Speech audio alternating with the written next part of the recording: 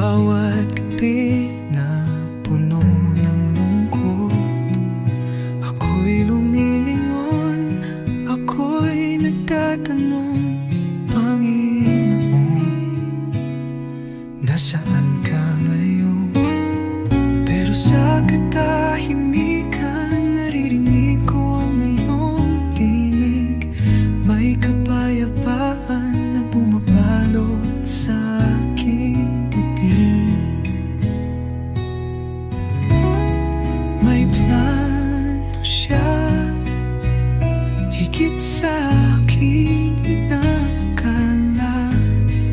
May pangakong pag-asa, pag-ibig na wagas, di man layon ng panahon.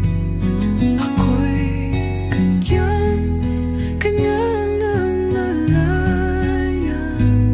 May plano siya, may kinabukasan inihanda.